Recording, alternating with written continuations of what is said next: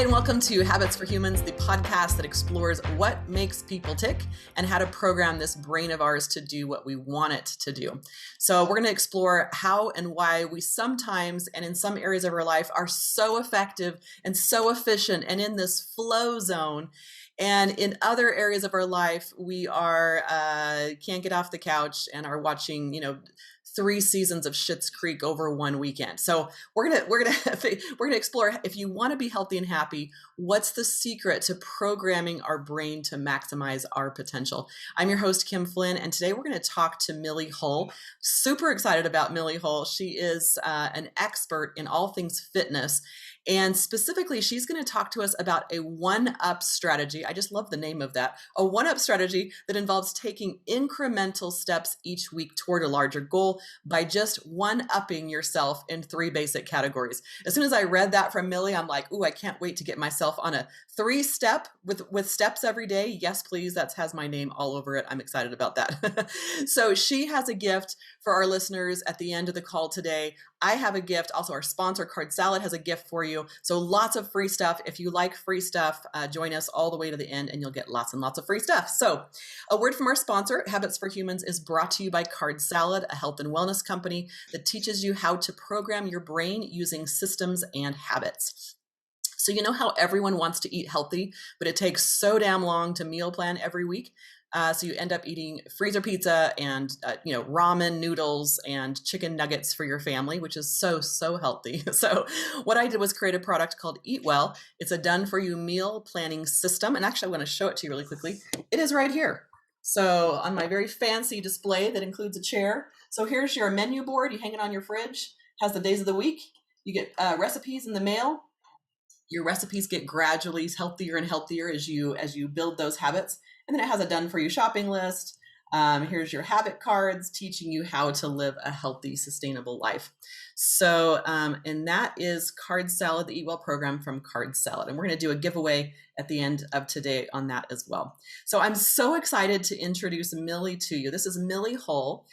Millie has been in the fitness industry for 20 years and has a passion for healthy living.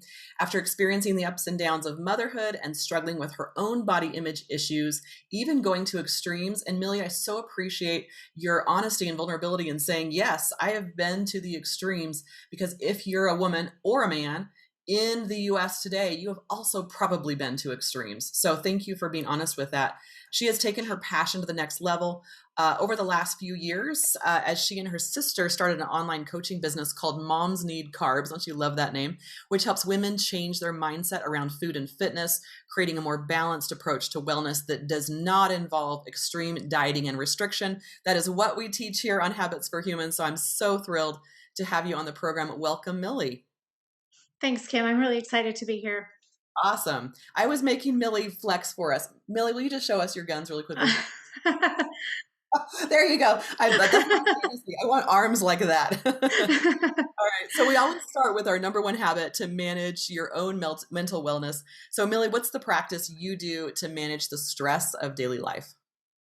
Well, to be honest, fitness is what really started me down the path of taking care of self-care. Because when I had my first baby, we had just moved and it was crazy. And so I started attending the gym and I felt completely out of place there. But I did find a spot at the back of a step class and I started there. And it allowed me to put my baby in childcare for 60 minutes and just be there for myself. And while that was hard and it was hard work, it actually I started to really identify that time as time for me. So for me personally, I've learned to not only use fitness as a way to have some time for myself, but mostly also it's such a great stress reliever, anxiety reducer, and all of those things. And I'm not talking about having to do intense workouts a lot. It just even a little bit of extra activity every day. I really notice what a difference that makes. And so that is a huge piece for me personally. I love it. What do you tell the women? Because this was so I love working out now, and I'm a gym girl. Finally, I'm 45 years old. I just discovered the gym like 2 years ago. Like it took me a long time to get there. What and I always said I hate exercise. Everyone else gets like endorphins from it. I don't. I just hate the whole thing. And then it took me honestly, Millie, like 6 months of working out before I saw a benefit. So what do you tell the mom or the woman or the man who is in that mindset of, yeah, it works for other people. They get these like exercise highs. I just don't like it. What do you tell them? Well, there's a kind of a push-pull there, literally, where you are kind of pushing yourself to go outside of your comfort zone and push yourself to do something that's uncomfortable. But if you can embrace the uncomfortable, then you find a place where you enjoy it. It never actually becomes comfortable. There is never a time, I was just talking to my husband last night about trying to get myself back into a habit of going early morning, and there's never a time at 5:30 in the morning that I bounce out of bed. Just, it's hard every single time, never stops being hard. But I know the benefit that comes at the end. So you have to be able to push yourself past that point. But one of the things I always tell people to get to there is try different things, because you might be surprised that there's something about or certain types of activities that you'll enjoy, but you won't know that if you don't try. And one of the things that Annie and I learned, my sister and I, when we started doing this business together, was that I would, she was feeling stressed, and I'm like, all right, just go get a cardio workout. Well, that's how I do it. And she's like, that makes me more stressed out. So she would go do yoga, and that's something that worked for her. And so we kind of started to realize that every woman is different. And if you're willing to kind of try some different things, you might actually find something that works better for you that might not work as well for someone else, and that you might enjoy. So it's one foot in the door, right? So it doesn't have to be, like I said before, I think women a lot of times think about going to the gym and fitness as being this huge commitment that requires us to be super vulnerable, go in and get on the treadmill or whatever else. And it really doesn't. It can start so much smaller than that. So I love the message of starting small. I love that message. That's how our brains are wired to start small and not, pretend like we're going to go to the gym every single day. I love that you said it's never comfortable. So here you are, a fitness trainer of, I don't know how many years you said, 20 years, yeah. Fitness trainer for a very long time. And you say, it's still uncomfortable for me.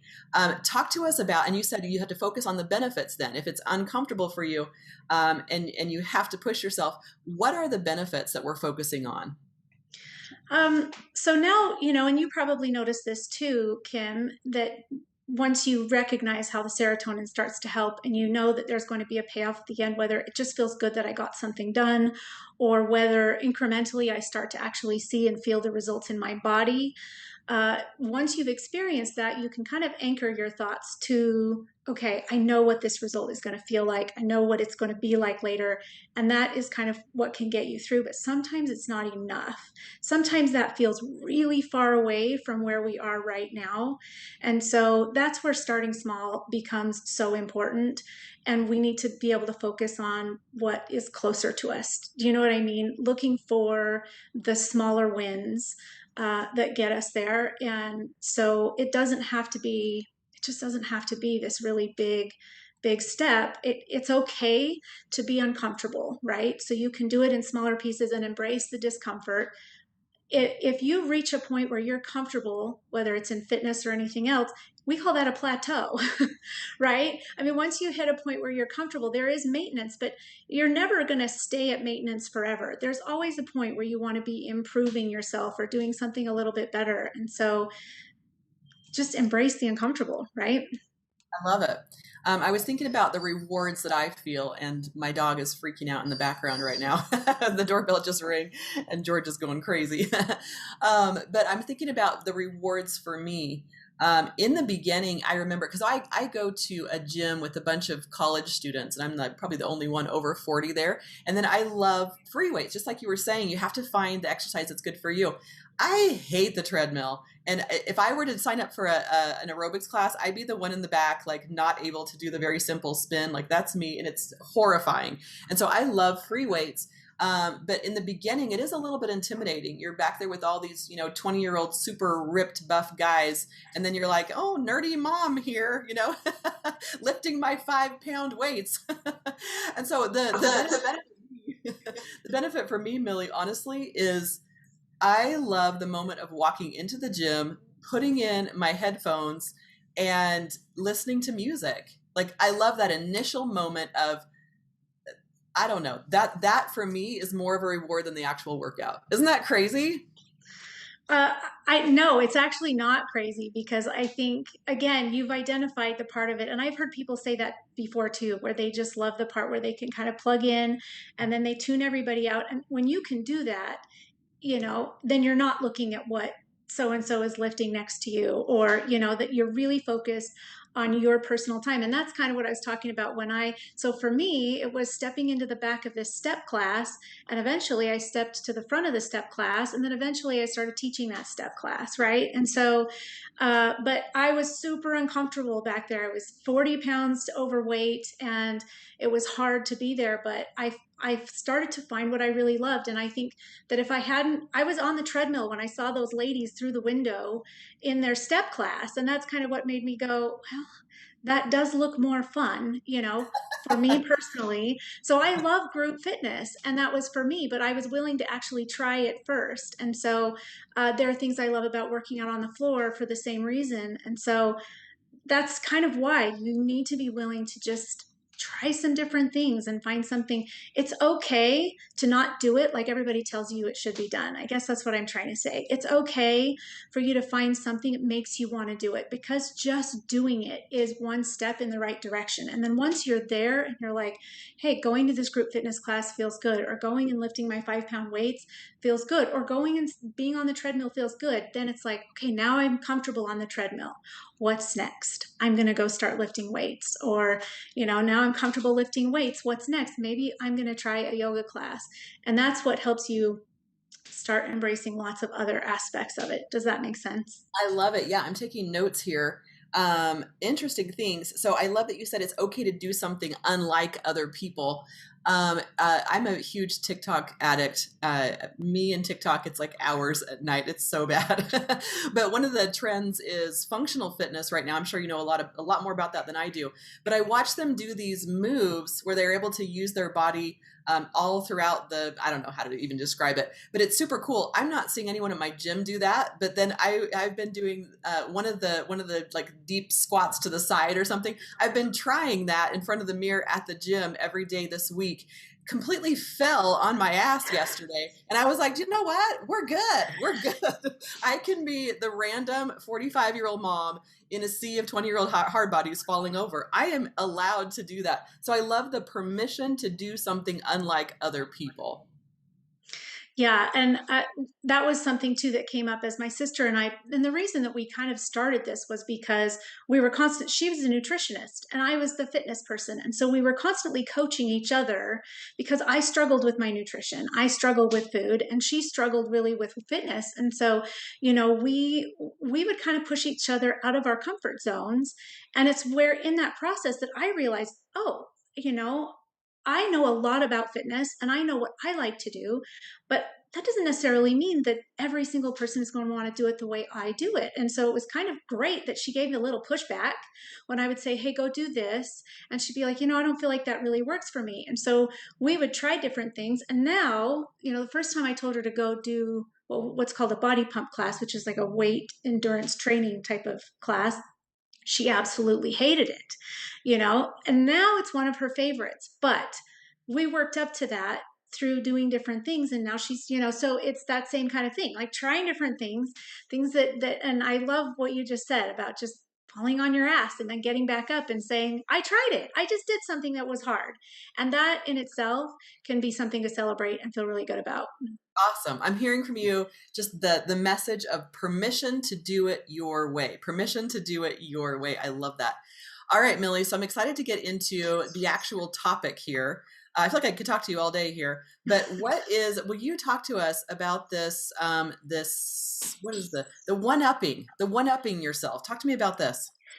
So the one up strategy really came from a place of the all or nothing attitude, because again, this comes from a personal place and in every aspect of my life, I have a tendency to be like, if I can't do it all right now, if I can't get results really fast, it's not worth it. And so that would push me and my sister, we were doing these things, sometimes supporting each other through some crazy low carb, keto type of stuff because we felt like we really wanted to get fast results.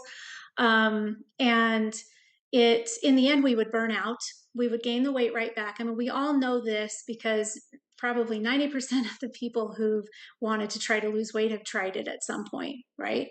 And it can be a very frustrating process. And so the whole idea behind the 1-up strategy is just that we're willing to take those incremental steps that build toward long-term progress.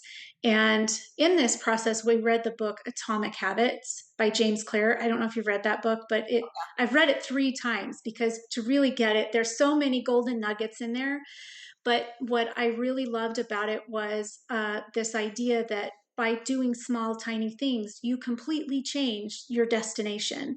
And he uses an analogy of an airplane starting in Los Angeles and it headed toward, what is it, New York. And if it changes its nose by 3.5 degrees, it'll end up in Washington, D.C. And so the tiniest, most unnoticeable thing that they do in the beginning, nobody would even know, but you end up in a completely different place, hundreds of miles from where you intended to be. And so I love that concept because it you really can make such a difference by putting small things into place that are consistent. So the biggest thing about this is consistency over intensity, always consistency over intensity, because if it's a small thing but you're doing it every day, that wins 100 times over hitting 90 minutes, 3 times a week or twice a week, and then feeling like you're going to die the next day. I have a lot of women that like to do it that way, and then they spend a lot of time in recovery because they push themselves too hard, too fast, or they if you've ever done one of these crazy fad diets, you're not a very nice person to be around because it changes your moods drastically really fast too. And so the 1-up is basically what it sounds like. And we've broken it down into 3 categories. So at the beginning of every week, you do what we call a reflect and review. On Sundays is usually the best because it's the beginning of a week. And you look at the week before and you look at the week ahead. So reflect and review, and you look at the things you've done right. Always first, give yourself props for something good, and then you look at what can be improved. And then we like to break it down into we call the 3 F words. Food, focus, food, fitness, and focus. So something that you can do, and it can be very small. It should be very small to improve food, to improve your fitness and improve focus. So it can be in food, it can be as small as I'm going to increase my hydration this week, but be specific, right? I'm going to increase my hydration by 1 cup, or I'm going to hit this many ounces a day or whatever. And then with fitness, I'm going to increase my steps by this much. So it needs to be 100% achievable. So make sure that your 1-up isn't something that's too far out there, that you're going to have to keep repeating this 1-up week after week after week because you're not actually doing it. Then that doesn't count as a 1-up. You need to make that an even tighter micro goal. Until it is 100% achievable. And then focus is the mentality stuff. So do something every day consistently that improves your mindset. So it can be doing an affirmation in front of the mirror every day. Or, I mean, again, these can be so incredibly super simple that we're talking about taking seconds out of the day to actually do them. But over time, they improve. And once that becomes a habit, then you 1-up it, right? So you increase your hydration. And then the next week, you increase your hydration more, maybe. And then the next week, you're decreasing the amount of soda you're drinking, or you're decreasing the amount of sugar you're eating, or you're watching your portion sizes. So these 1-ups just build upon each other to where it's part of your lifestyle. It becomes just who you are. So many good things in this. I'd like taking notes like mad if you can see this. I'm like, wait, turn the next page. Such good stuff in here. All right, here's some of the things I want to recap that you said. You said you used to focus on fast results. And this was the phrase that really stood out to me. You said, if I couldn't do it aggressively or perfectly, it was not worth it to me back in the day. I want you to talk more about that in just a second, because that's really juicy for me. And then I love the phrase, absolutely love the phrase, consistency over intensity. Consistency over intensity. That is remarkable. And then I also like how you said, make sure the things that you're working on are 100% achievable. So normally we don't focus on 100%, but if you make your goal small enough, if you make your habit small enough, it is 100%. So it shouldn't be 100% if everything goes right in your day. It should be such a low habit that it's 100% no matter what. If you're having a terrible day, if all hell breaks loose, you can still get it done. That's your 100%. So I love that.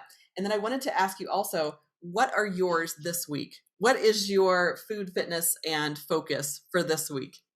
Okay, so we'll start with, excuse me, we'll start with the first question, which is doing it all or nothing at all. Um, and for me personally, and I know a lot of women have this type of personality, not everyone does. But I've experienced it with clients too, right? So I see them and I'm like, oh, that's how I used to be, and that's how, so I identify it really strongly.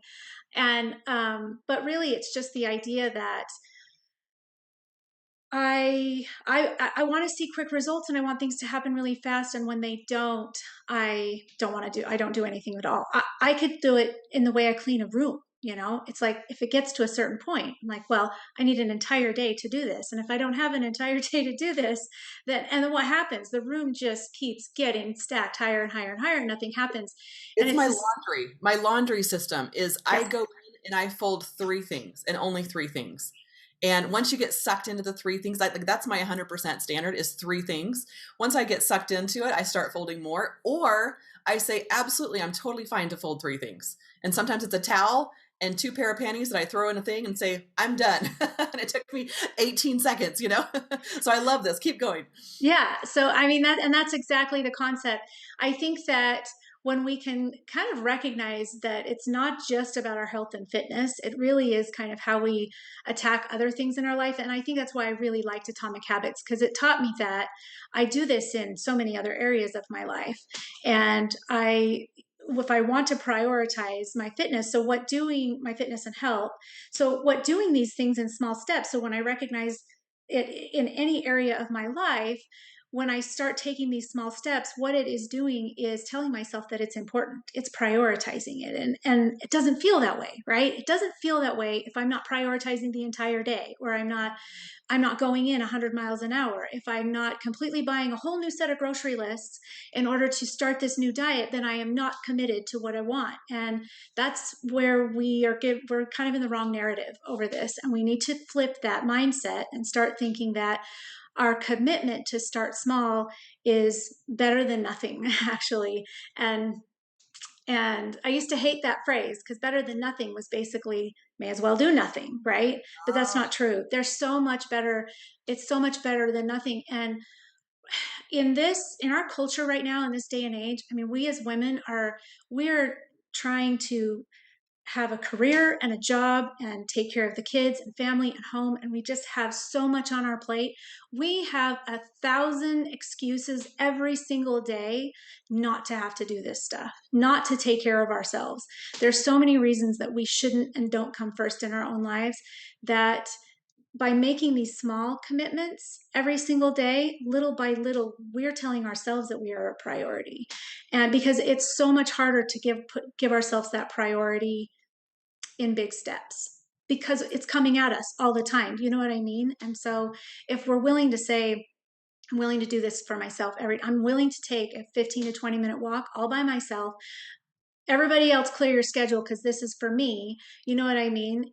There's so much more in that message than just actually the physical activity that you're getting that also improves your health. And so, that identifying when you do the all or nothing, and then being willing to change that, and change your mindset around it, is incredibly important. And it's a constant effort.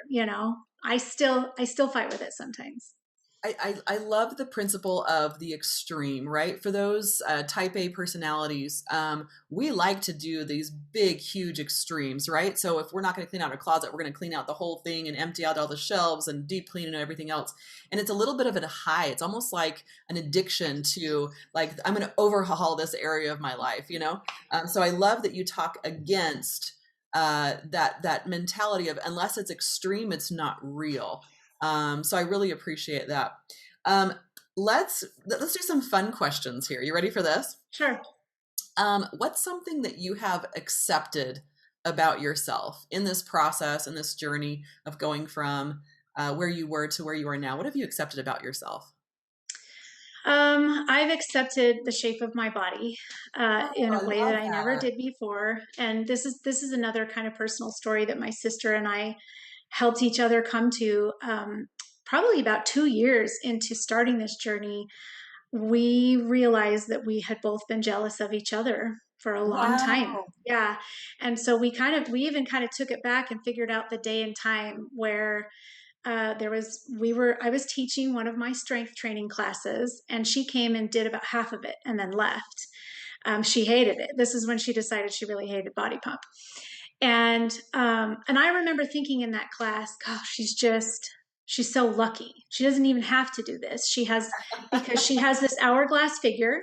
She has a narrow waist. You know, she and I are built completely differently. She has more narrow shoulders, and she's just that's how she's built. And I am very square bodied. I have a short waist, and so I was jealous of her and always just felt like, oh, I'm just not built like her. That's not fair. And she was always jealous of how strong I was. She's like, I'll never be strong like my sister. She's got this stature. And so we both were looking over the other side of the fence thinking it looked so much greener. And it was really powerful, not only for us to realize that we felt that way about each other, but to be able to say, I am strong. I actually am strong. One of my strengths, I am a heavier person, but I can put on muscle, right? And that's something I'm really grateful for. And she recognized too that, like, I have a little bit more of delicateness to my body, but I also was like, she's amazing at yoga and it's not my strength. Flexibility is something that I still work on. And so that's just one of the things that I've come to accept and really appreciate about myself that I didn't used to like. Used to actually put myself down about quite a bit. Oh my goodness, that's so powerful. You actually made me tear up when you were talking about that. I don't know if you could tell. All of a sudden, your host is crying over here. There's something so magical in your message of giving yourself permission to be yourself, right? What did you say earlier? You said permission to do it my way. And then with your body, permission to have your own strengths. I'm a strong girl. I am a flexible girl, that kind of thing. I love that. I was thinking about my sisters. I also love your story because of how obviously close you are with your sister. There's something really special about sisters.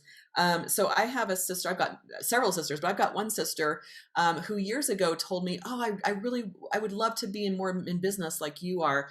And she didn't say the word jealous, but a little bit of like, "Oh, I would want some of that in my life." And then I look at her, and she is the most caring, delicious, just so loving person. And I'm a lot of things, but usually the top thing that people say about me is not the word kind. Like, sure, I'm nice enough, but I'm not like this, like, oh, how can I serve my friends? And so I've always been jealous of her for being just this person that you just want to melt around and just say like, oh, I want, so jealous of each other a little bit instead of stepping into the space just like you and your sister did of, I'm a strong girl and being good with that, not pining away for something that you aren't. I love that. Yeah. And I think, and the important part of that message for us has become that comparison is paralyzing. Because so jealous probably wasn't even the right word, because my sister and I have such a great relationship, and so it was more of an admiration. But we used it, instead of admiring each other and really celebrating each other's strengths and our own, we used it as a reason to just feel bad about ourselves instead. And it takes something away from that relationship, and it can eventually become jealousy. But how often do we choose not to one up ourselves? And so, like I said, we've used this as part of our message um, because sometimes we don't do the one ups, or we don't take small steps because our neighbor down the street, if I up my steps by 1,000, 1,000 steps a day, that's great for me. But maybe my neighbor is training for a marathon and I see her running miles and miles every day, and that feels so far away from where I am right now. What does that do to me and my 1,000 steps, or 100 steps, or whatever it is? It makes me feel inadequate. And that takes away from my own personal progress. And so part of the whole point of the one ups is there is no competition here but you. You are, because when you use the term one up, I'm one upping someone, or when someone's one upping you or whatever, this is just about you one upping you. And your micro goals are based on your progress. And part of the reflect and review is also to help you look back at last week and maybe last month and last year to be able to say, I can't see from week to week how far I've come, but if I look back far enough, this has taken me from New York to Washington, D.C. I am making progress. And it's really cool. It's really cool to see that happen. I love that. So as I'm sitting here watching you, I'm noticing all the pictures. Other topic here, changing Okay. direction. I'm noticing all the pictures behind you. Will you just tell me what those pictures are? It's my family. So sweet. Yeah. So my husband, Don, we actually just moved recently. So bless his heart, we're in the middle of a big renovation project. He's very handy. And then I have three teenagers. My oldest is 20. She's serving a mission for our church right now, service mission. And then I have a 17-year-old son who, it's funny, he's actually wrestling now. And all of a sudden he's kind of more interested in listening to mom's advice on, on nutrition because he's trying to keep weight and stuff like that. But so it's been kind of that's been kind of an interesting journey for me. And then I have a 14, almost 15-year-old daughter who's a freshman. So, and then I have a little brother who's uh, part of the family because he's lived with us for several years, and he's only 2 years older than my oldest daughter. So he's Oh, not in that's the really cool. pictures, but he's part of the family. Oh, I love that. I love that. Thanks for sharing. I'm like, who are those people? We've Sure. got to meet those Yeah. people. They're hanging There on they your are. list. So important. All right. So, will you talk to us about? I know you have a giveaway to give us, to give all the listeners and viewers. So, and this will be in the show notes, whether you're watching on YouTube or on Habits for Humans or on any of our podcast stations. You can go into the show notes and you can get links for all of these. But will you talk about your 7-day course, Millie, that you're going to be giving away? Yeah, so we have a 7-day course, and it's okay if it takes you longer, but 7 days is what gets you through it. And it's based on the one up strategy. So there's 3 lessons that you do each day: food, focus, fitness. And we just basically break down and simplify. So we have what's called the Fat Burn 5, and we teach you how to kind of remove the emotions from food and look at it objectively. So, looking at food and categorizing it according to these categories. So, for example, we have a fast carb, slow carb, protein, condiment, and fat. Those are the 5 categories. It's just a really quick overview, but it's a way of looking at a banana and a donut. They're both fast carbs. And so when you can take the labels off of certain foods, it allows you to look at it objectively and just say, how do I fit this into these categories? And it's basically based on building a plate. So it's a really great and simplified way to start any kind of health journey. If you're trying to lose weight or if you're wanting to get healthier, it's a great way to get started. So this 7-day program just takes you through that, but we also work through, again, one-upping yourself in fitness, just giving you the very basics of fitness. And then it gives you the very basics of some of the mindset stuff that we talked about today. And then a little bit more, it goes over we talk about atomic habits and things like that. So it's really great. And it breaks it down in just 7 days. So then after 7 days, you should be able to take what you've learned and just start implementing it into your life. And the one up strategy is included in that. I And we're love giving it that. away for free. Awesome. Thank you so much. That sounds great. I actually love that one of your categories for food is condiments. I just imagine like a plate of like ketchup, mustard, and honey, and and you're like, that's what I'm choosing to eat today. Anyway, Well, the idea is that you choose one of them, right? So you get one of got each it. category. So you're like, I'm going to have the banana or the donut, and I'm going to have ketchup so the idea is that you don't eat all of one category. Yeah, I love that. So encourage you to download that. That's a really nice gift. Thank you for that. That sounds nice and juicy. So as we wrap things up, a reminder that the goal of this podcast is to program your brain to start instilling systems and habits into your daily life. It's not about what you do, what you know. It's about what you do every single day, one small step at a time. So our giveaway from our sponsor, Card Salad also has a free 7-day Eat Real Foods challenge. I encourage you to try both of them, both Millie's and Card Salad's. Nothing in fitness is competitive against each other. Anything that can help you is wonderful. So try them all, see what works for you. As Millie would say, hold on one second. As Millie would say, you have permission to do it your way. So, but the giveaway from our sponsor, Card Salad, go to habitsforhumans.com if you're not there already and sign up for your free 7-day Eat Real Foods challenge. It's 7 days of recipes, a done for you shopping list, and your meal planning is done for you for next week or even this week. So next episode on Habits for Humans, we're going to continue to explore actually a really cool topic. It's Benjamin Brown, and he's going to talk about, can you lose weight while drinking alcohol? What alcohols will stop you from losing weight if you are going to drink, which direction to go in to point towards better health. Thank you for joining us. Thank you, Millie, for joining us. And thanks to our listeners. This is Habits for Humans, the podcast that teaches you how to program your brain to maximize your potential. Reminder that you can get a free week of meal planning from Card Salad. Go to habitsforhumans.com and start your 7-day Eat Real Food Challenge, and check the show notes to get your free 7-day course from Millie as well. Thank you also for giving us a positive review. Thanks, everyone.